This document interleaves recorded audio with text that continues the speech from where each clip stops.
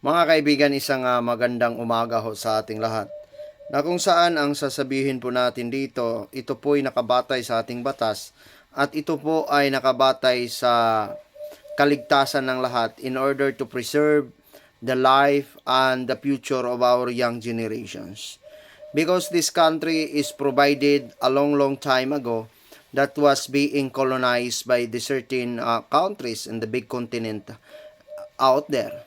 So that now we are going to discuss about this, how to be protect our young generations and our economy of this country to protect against those corruptions.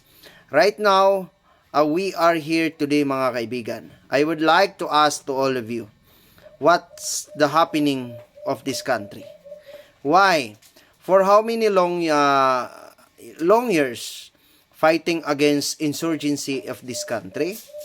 To eliminate NPAs and also the organ of the certain ideology of those in order to overthrow our government.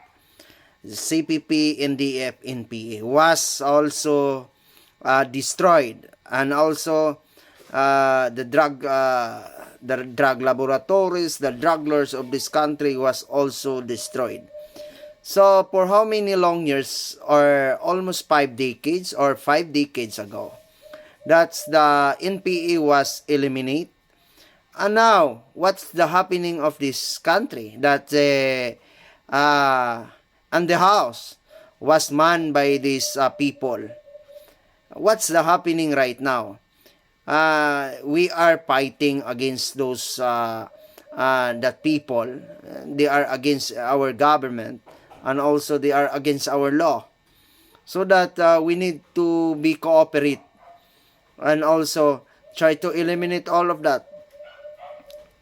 It should be the Philippine or the Filipino people can destroy that, and the one who judges with that in order to protect our country, in order to protect our law, because that people, and there is no heart from the country, because the heart of that people was destroying and overthrowing the system of our government, because that was the dreams and the ideology of that people for almost 52 years, almost 5 decades, because 1 decade is 10 years.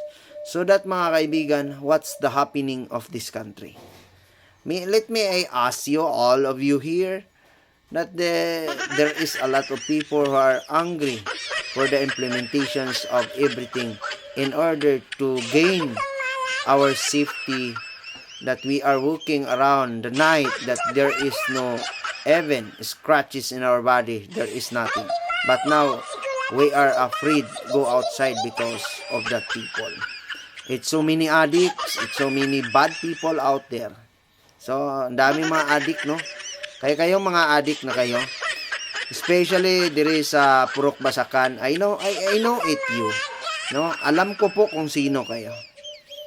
Pag manapupuruhan kita, mga kaibigan, pasensyahan, no, babarilin kita. Yan po ang aking po sa inyo. Kundi tadtaron ta mo sa akong lambitan. Panadtaron ta mo, tanawon ta na inyong mga amo, panigbason ta mo. I am sure with you. I am pretty sure with my standing in my words.